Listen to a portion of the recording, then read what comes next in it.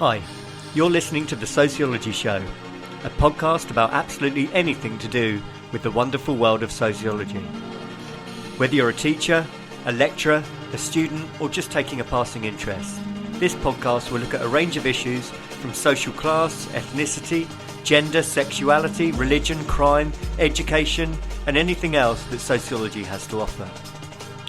My name is Matthew Wilkin, and in each episode I will speak to someone working in the field of sociology and let them explain all about their own interests, their research and their experiences.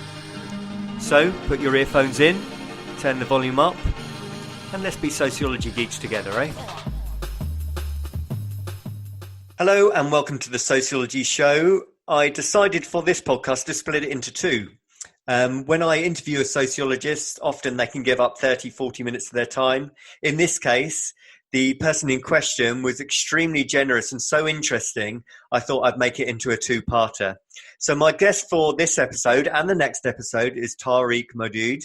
If you study A-level or if you study a degree, you've probably seen his name because he covers all different areas: culture and identity, beliefs, education, globalization. He covers a huge, diverse and different set of areas. And in particular, you may be aware of his work to do with multiculturalism and to do with secularism as well. And so without further ado, let's go over to part one of the Sociology Show with Tariq Modood. Hi, thank you very much for taking the time to talk to the podcast. Could you introduce yourself to start with, please? Yes, I'm Tariq Modood. I'm Professor of Sociology, Politics and Public Policy at the University of Bristol and the founding director of the Centre for the Study of Ethnicity and Citizenship, which last year celebrated its 20th anniversary. Oh, fantastic. And I know you've also personally won some more awards yourself. Yeah, I'm pleased to say that I've been awarded a MBE that spells out as Member of the British Empire. So not exactly a very apt title, but awarded MBE for services to social science and ethnic relations. I'm also a member of the Academy of Social Sciences, a fellow, I should say, and I was elected a fellow of the British Academy. Thank you. Thank you. And I thought what would be quite interesting is to hear a little bit about your upbringing and also where you first encountered sociology, where it all started for you. Yes. So I was born in Karachi, Pakistan, came to Britain in 1961 when I was 8. And my schooling then was in London. I sat my 11 plus, if you know what that is. Yes, so that's an exam, for those who don't know, some of the younger generation who don't know, that's an exam that people sat in the last year of their primary school, that's to say around the age of 11, for deciding whether they went to a grammar school, which about 20% of the population did, or they went to what in those days was called a secondary modern school, and then towards the end of the 1960s came to be called a comprehensive school, as perhaps we might use the term now. So I sat my 11 plus just 2 years after having arrived in Britain. And when I came to Britain, the only English I knew was my name is, well, hello, thank you, and how old are you? I could answer that question. But I remember being stuck when someone said to me, what is your age? I thought, what's that about? If only he'd said to me, how old are you? I knew the answer to that. I'd perfected the answer to that. So I went to a secondary modern school, having failed my 11 plus. And it was quite a sociologically significant experience, really. So it was of course very much a working class school. But when I went there in 1964, it was, I would say, I'm guessing, obviously, I would say probably something like 80% or maybe more white. Yes. And when I left there in 1971, I would say it was the exact reverse. Probably only 20% of the pupils were white, and more than 50% of the pupils were African Caribbean, and the balance, that's to say roughly around 25 to 30% and so on, were of South Asian origin, like myself. So it was a school that saw a lot of change. There was a lot of racist bullying, mainly from white boys, but sometimes also from black boys. This was also the epoch of what was called Paki bashing, skinheads in various parts of London, more in East London than where I lived. I was in northwest London, sort of Willesden, Kilburn. But of course, we had the phenomenon as well, and it was quite frightening, certainly for me, very scary, walking down certain streets and even my own school playground at times. And I kind of made a history by being the first person from my school to go to university. My school didn't even do what in those days we called O-levels and now are called GCSE, let alone A-levels when I started at the school. But it did introduce them by the time I came to that age, 16, 17, 18, and so on. But it offered a very limited range of subjects, and very few people were taking them up, to such an extent that in my final year of A-level, my English literature class consisted of 2 students and my teacher. Mm-hmm. It was like better staff-student ratios than Eton. Yes. But on the other hand, one of the subjects I was doing, economics, the teacher left in the middle of my A-levels and was not replaced. And he didn't just teach economics, he was a social science teacher more broadly. And I had to go to another school, myself and a friend, we had to go to another school to join their economics class. It was like, say, a 15-minute walk away. We did that twice a week and so on. So in that sense, you can see that it wasn't a very regular schooling, regular meaning normal, and certainly wasn't a very academic school. But one of the things it did that was very rare, rare may be too strong, but certainly wasn't common in the 1960s, was that they employed a teacher who taught sociology. And so I actually did what we now would call a GCSE in sociology. And that is actually my highest qualification in sociology. Yeah. So I went on to university to study philosophy and politics. I went to Durham University and I did a master's there as well in political theory. And after that, I went to what was then called University College Swansea. I think it's just now University Swansea or Swansea University. And I did a PhD there, focused on 2 English philosophers of the early and mid 20th century. They were R.G. Collingwood and Michael Oakeshott. They kind of, I suppose one way of describing them would be that they were kind of late, very late English idealists. So they worked within, very broadly speaking, a Hegelian legacy, but quite watered down, stripped of virtually all of its metaphysics, and expressed in a much simpler English rather than the very difficult German that Hegel wrote in. And yeah, so that's where I how I got my education and so on. And I actually then managed to get a number of temporary jobs in political theory, 4 altogether. But this was now at a time when Mrs. Thatcher had got elected into government, and her first education secretary was Sir Keith Joseph. And he thought that too many people were going to university, and above all, that the social sciences were not properly academic. They were just teaching left-wing ideology and so on. And so subjects in the social sciences, except for economics, he was quite fond of economics, and including some subjects in the humanities, certainly philosophy, got some very severe cuts.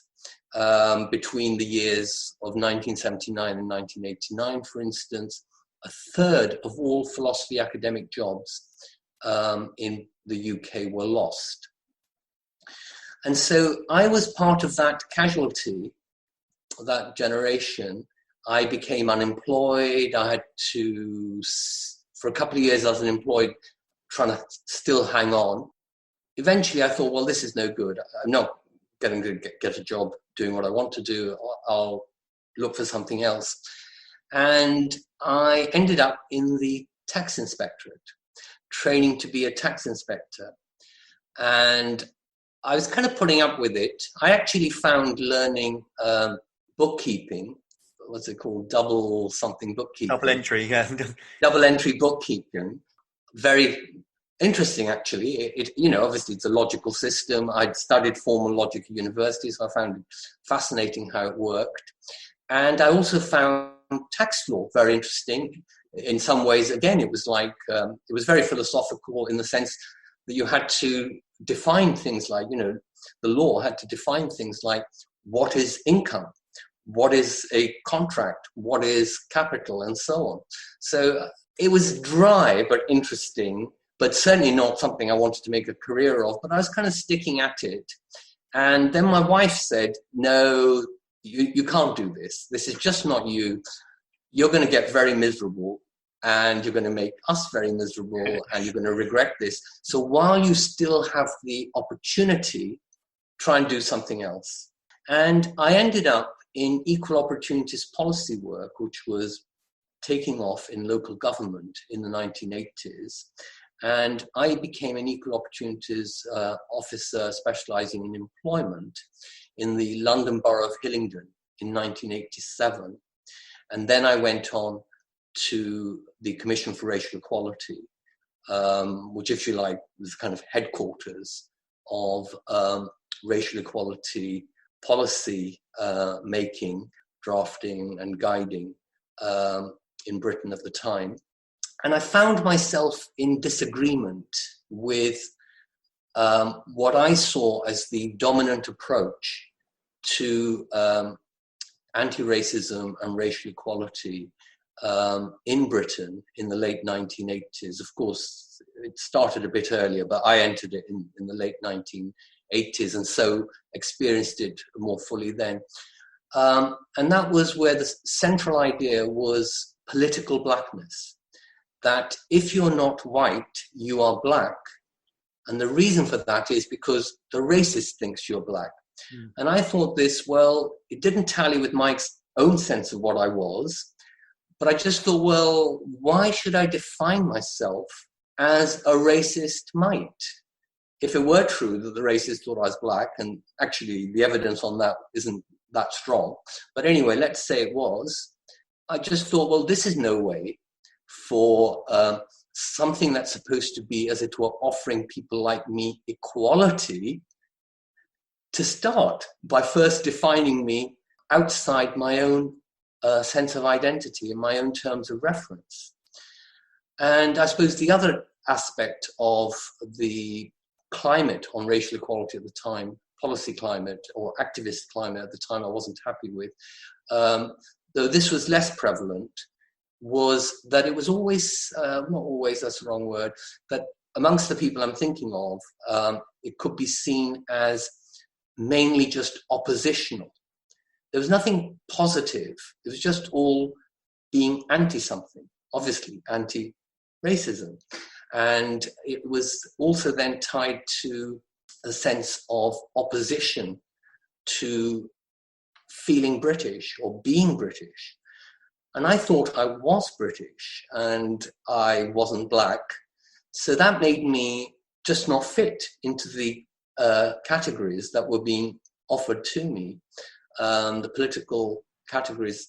And so I, if you like, then began to think about an alternative frame for racial equality, certainly drawing on anti-racism, strongly drawing on anti-racism, but building on it by giving people's sense of identity and self-definition a central place, rather than defining them by what the racists might think they are, or by a convenient political label. And if you like, having a more positive understanding of what Britain could be, of which I wanted to be a part. So I didn't see myself as something other than being British, but wanting to change what it meant to be British so that I could proudly say I was British and be accepted as such. So that basically comes to what I call multiculturalism, that remaking a sense of citizenship, equality, and national identity so that it includes those identities that are important to people, and they may be partly important to them because other people are marginalizing them on the basis of those identities, but not asking people to give up their identities, but allowing them to express themselves or to adapt their identities in ways that were meaningful to them, and then making it a condition of citizenship and of the shared public space that those identities and the things that follow from that, which is both removing obstacles in an anti-racist way, but also positively including identities, meeting differential needs of different ethnic and religious groups and so on. And that's what I understand multiculturalism to be. So that's how, if you like, I got into the kind of career that I came to have, despite beginnings which were a long way removed from it, whether it was my schooling, whether it was my choice of PhD discipline, or whether it was, being unemployed and so on. I would say there were two pivotal moments which shaped my thinking about this multiculturalism. And one was the Satanic Verses affair, or what's referred to by the author's name, the Salman Rushdie affair, where there were a lot of angry Muslims about the depiction of the Prophet and his family in that novel. That blew up at the end of 1988, mainly into 1989, and where, if you like, Muslim identity and Muslim political agency erupted into something that was now part of the British landscape, and in particular, part of what we used to call the race relations landscape. And it was something that I felt I could include in the way that I was understanding multiculturalism and developing those ideas. But those people who had been, the sociologists that were mainly focused on black-white relations, and that's how race relations was understood in the 1980s, that they couldn't include something like the Rushdie affair and its intimations about a British future.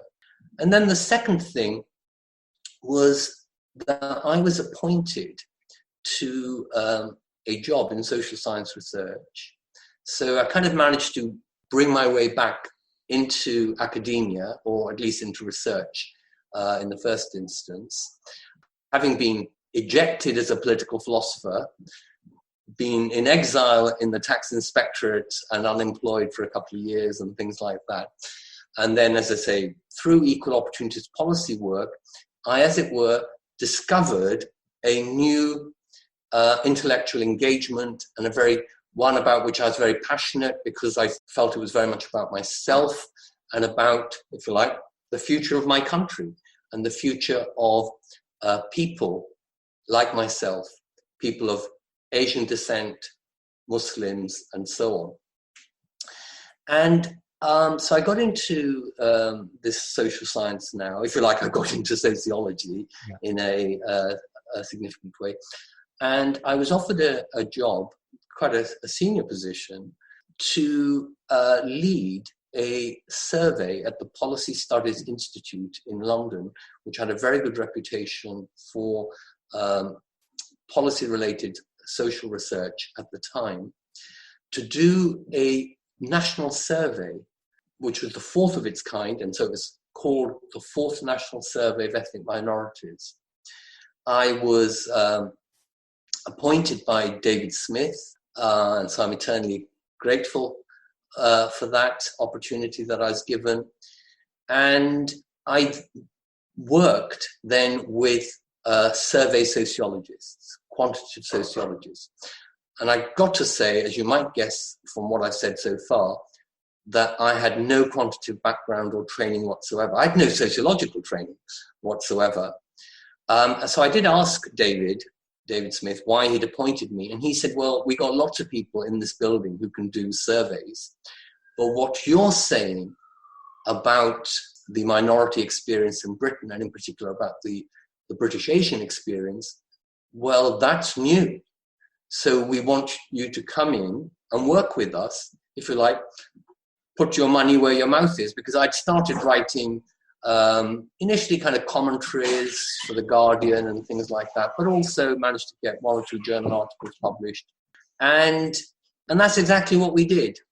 It's a bit like a kind of left brain, right brain combination somehow working, because I worked with people who were excellent who had a background in either quantitative research more generally or specifically in the sociology of race. People like David Smith himself, though he left before we got very deep into the survey, Richard Bertu, James Nazrou, Satnam Verdi, and others.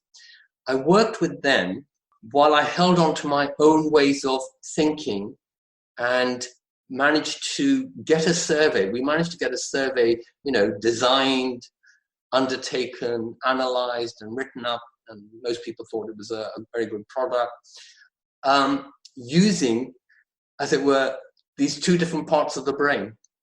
The quantitative side and the non-quantitative sociological amateur, namely me. And I think I'm particularly pleased with the chapter of the survey on culture and identity, which I think was very innovative, certainly in terms of survey research. Obviously, it drew on some other people's qualitative research, but in survey research, in exploring ethnic minority identities, including, for instance, whether they thought of themselves as black or not, but their religious identities, their sense of what was important to them, whether they felt British, for instance, as well as what we, more traditionally think of as cultural behavior, like, use of language or dress or going to the temple and so on. That, if you like, then I became a proper sociologist on the job. And I started, well, not started, that's the wrong word, because I would have started a bit earlier, but I came to know some of the sociological literature on race and ethnicity in a, more fuller way than I'd ever known before. It was obviously incremental. And if you like, that's how my career originated. And after leaving the Policy Studies Institute, as I did in 1997, I actually got a job that had sociology in its title, namely my present job. And it was at the level of a professor, which was great because, as I said, up to then I only had a GCSE in sociology. I'd never been a lecturer in sociology. I'd never been a senior lecturer in sociology. Had not even been a permanent lecturer in any university. So things kind of worked out rather well at that point. And if you like, it kind of makes up for all the the things that weren't working out in the late 1970s and early 1980s, the periods of unemployment and part-time work and looking for alternative careers and learning double-entry bookkeeping and so on. And you just mentioned that sort of brought you to learning and researching about other sociologists and theorists. Who was kind of inspiring you at the time? Who were you reading about that really got you interested? Yeah. Well, before I mention the sociologists, I ought to just mention a couple of philosophers, because, of course, I only came to sociology late, as I've explained. And so in many ways, my mind was already formed by what I'd been, reading and studying and thinking and writing. And I would say the single biggest influence on, if you like, how I think, putting it as generally as that, is Ludwig Wittgenstein, the Austrian origin philosopher, mainly worked at Cambridge. And he had two philosophies, but it's this later philosophy. So his ideas of things like language games, with its emphasis on the social character of language and therefore of our thinking and therefore of our philosophical problems as well, that they arise from a social product, namely language and how we use it. He had other ideas like family resemblance as a way of countering those people who, especially people that we might think of as positivists, logical positivists, for instance, but other kinds of social scientific positivists who are always trying to look for definitions of social phenomena in very precise terms when the world is not like that. Our concepts are much fuzzier than that. And while we seek coherence, and rightly should do so, we shouldn't expect everything that we call ethnicity or social science or whatever to be all the same. So he said, well, think of it more like a family resemblance. These different clusters of things resemble each other in an overlapping way without there being, as it were, a common essence. Then I would say that of the contemporary theorists, I mentioned Collingwood and Oakeshott as the two philosophers of my thesis. So obviously they had some influence on me. I would say I learned from Collingwood, for instance, the importance of history and historical change, and from Oakeshott, the importance of particularity, how different circumstances, different societies can't be easily generalized about because they have their own specificities. And we have to attend to those rather than just try and abstract them out, because abstraction can often be a distortion, which followed very sympathetically from Wittgenstein and his emphasis on contingency and the changing nature of language and thought. But the two contemporary theorists that have had the most influence on me, I would say, are Bhikkhu Parekh and Charles Taylor. So they're both philosophers, especially their political philosophy has had some influence on me, but I think more generally their way of doing philosophy and their way of thinking about philosophy has much more of a kind of a humanistic discipline than a scientistic one. And I think this really now gets us to the multiculturalism because of their emphasis on the cultural dimension of ideas, of how people interact with each other, of political campaigns and movements, the centrality of people's sense of themselves, of identity. More generally, if you like, the power of ideas. Because I think sociology has changed a lot, not always for the good, but a lot of it for the good, by recognizing the importance of ideas. But there was a time when sociology was much more focused on structure and behavior and thought it could explain without reference to ideas. In fact, putting it in its most extreme form, ideas could be reduced to various kinds of socioeconomic systems. The most extreme case of that, of course, is the Marxist idea of a superstructure to be explained by a mode of production. Okay, not many sociologists took it so extreme, but it is the case, even with someone like Weber, that ideas on the whole are seen as something that are to be explained by something else.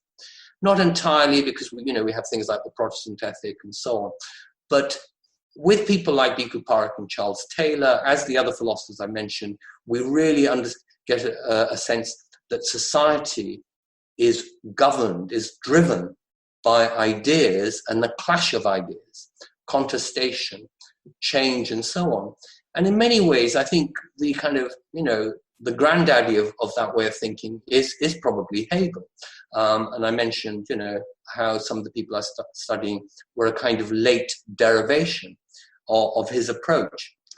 But turning to others who I think I've learnt from, I would include, for instance, Alistair MacIntyre, Iris Young, Will Kimlicka, David Miller, Jeff Levy. Now, they're all philosophers or political theorists. Among sociologists and social theorists, I'd certainly mention John Rex, Michael Banton, Stuart Hall, Bob Miles, Roger Ballard. And what's interesting about this list of names I've just rattled off is that these are people who are arguing different things. There's no sense in which they all hang together.